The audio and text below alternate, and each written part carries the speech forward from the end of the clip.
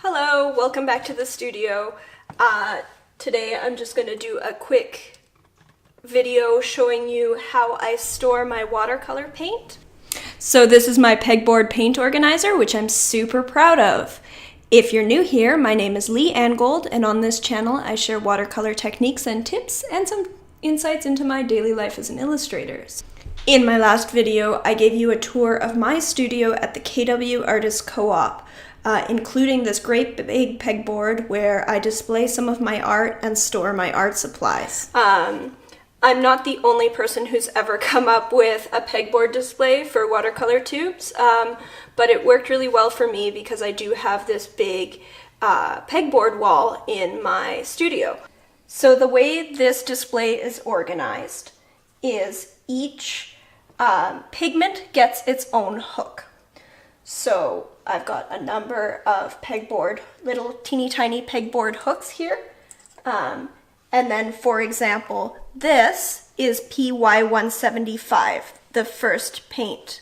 Here, this is the only version of PY175 that I have, and it's the coolest yellow.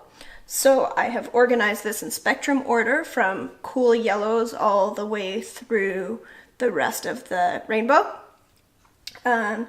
And so this gets attached with a little binder clip, and then the binder clip slides right onto the pegboard hook. I used this system for quite a while with just tubes, and it works great for tubes because the binder clips can hook right onto the tube.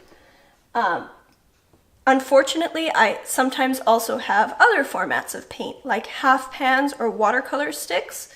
I do buy most of my paint in tubes, but I work out of half pans, so when I rotate something out of my regular palette, I am then left with an extra half pan or an extra full pan.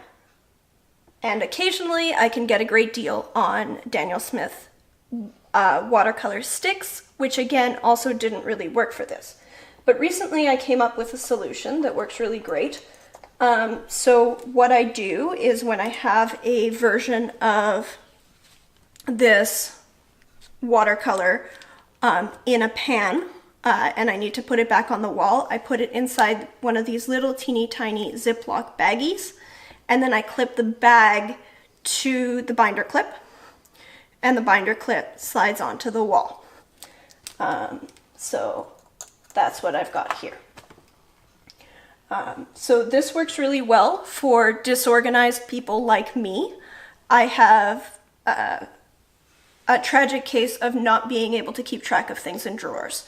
I have to be able to see everything to remember that I have it and where I put it. So this way I can stay organized. I know exactly at a glance which paints I have. I won't buy the same ones over again. I won't lose track of paints in drawers or inside palettes. I have my working palette, and then all my extra paints stay on this wall. Display looks like all put together. I'll leave some links down below where you can find all of the materials that I use to put together this pegboard display. So as I mentioned, I'm terribly disorganized most of the time. I can only stay organized if I can keep my eye on everything. So this organization system works great for me. I'm super curious though how you stay organized in your creative spaces. So let me know your organization tips down below. And don't forget to hit like, subscribe, and ring the bell if you'd like to see more content like this.